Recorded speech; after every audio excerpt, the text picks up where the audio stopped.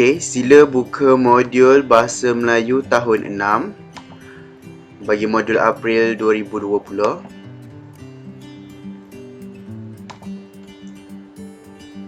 Objektif pembelajaran. Murid yang mengikuti pengajaran pembelajaran untuk kali ini akan mempelajari tata bahasa yang diguna pakai untuk membuat ayat. Okey, untuk minggu ni kita akan sambung lagi belajar beberapa tata bahasa yang baru. Seterusnya, murid akan membaca, memahami perkataan, frasa dan ayat daripada pelbagai sumber dengan lancar, sebutan yang jelas dan intonasi yang betul. Seterusnya, murid juga melakukan aktiviti pra-menulis dengan betul, dan yang akhir sekali, murid boleh membina dan menulis perkataan, frasa dan ayat dengan betul. Okey, untuk minggu yang pertama ini kita akan lebih tekankan kepada tata bahasa. Okay. Mari kita pergi ke tata bahasa yang pertama. Pertama ialah kata hubung. Apa itu kata hubung? Kata hubung ialah perkataan yang digunakan untuk menggabungkan perkataan dengan rangkai kata dan ayat juga ayat. Okey, key point dia kat sini adalah menggabungkan perkataan dengan perkataan, rangkai kata dengan rangkai kata dan juga ayat dengan ayat. Okey, mari kita tengok contoh umum. Contoh yang pertama ialah penggabungan kata. Contohnya ialah emak membeli baju dan seluar. So, di sini kita menggunakan kata hubung dan. Kata yang asalnya adalah emak membeli baju dan juga emak membeli seluar. Seterusnya kita pergi kepada penggabungan frasa. Ali kurus tetapi tidak boleh berlari. So, sini menggunakan frasa yang itu ialah Ali, dia seorang yang kurus tapi dia tidak boleh berlari. So, kata hubung dia adalah tetapi. Seterusnya yang terakhir ialah contoh penggabungan ayat. Ali mengemop lantai sementara Ahmad mengelap tingkap. Ayat yang pertama yang digunakan ialah Ali mengemop lantai. Ini dah ayat yang pertama dan digunakan dengan kata hubung sementara. Ayat yang kedua ialah mengelap tingkap. Okey, mari kita tengok contoh yang lebih terperinci. Kata hubung terbahagi kepada 3 jenis, iaitu kata hubung gabungan, kata hubung pacangan dan juga kata hubung berpasangan. Mari kita pergi lebih dalam. Contoh kata hubung gabungan. Di sini ada beberapa contoh. Kata hubung yang digunakan adalah atau, dan, lalu, serta dan juga supaya. Kita nak pergi kepada yang atau. Ayat yang digunakan ialah saya hendak makan mi atau nasi lemak. Yang kedua contohnya adalah dan. Saya dan adik bermain di taman. Oleh itu ini adalah gabungan, iaitu saya bermain di taman, adik juga bermain di taman. Kita menggabungkan dengan guna perkataan kata hubung dan. Contoh seterusnya ialah lalu, dia masuk ke bilik lalu menyalin pakaian.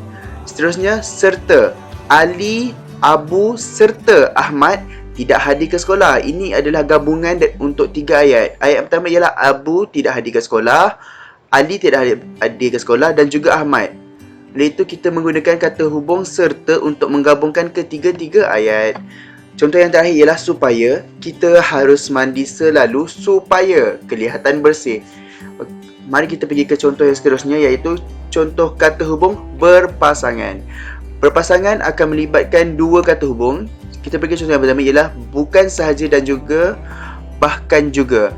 Ali bukan sahaja nakal, bahkan juga selalu ponteng sekolah. Di sini ada 2 kata hubung berpasangan, iaitu bukan sahaja dan juga bahkan juga. Seterusnya, bahkan saja, ini kesilapan.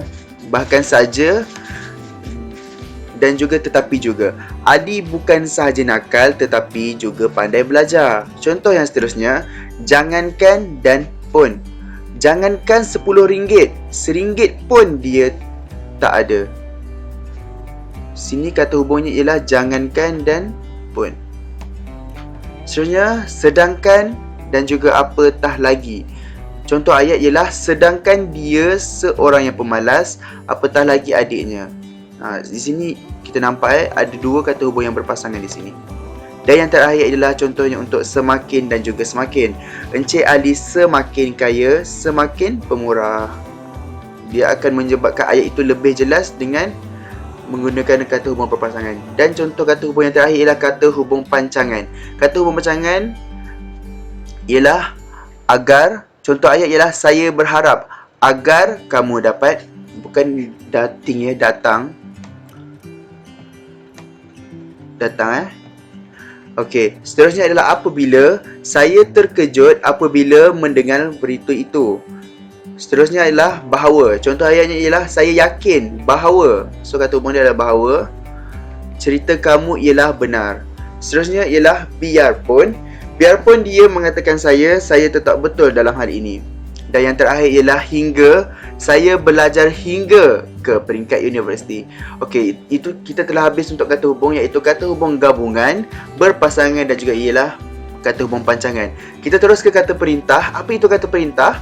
Kata perintah ialah perkataan yang digunakan untuk menunjukkan arahan. Key point dia ialah untuk menunjukkan arahan.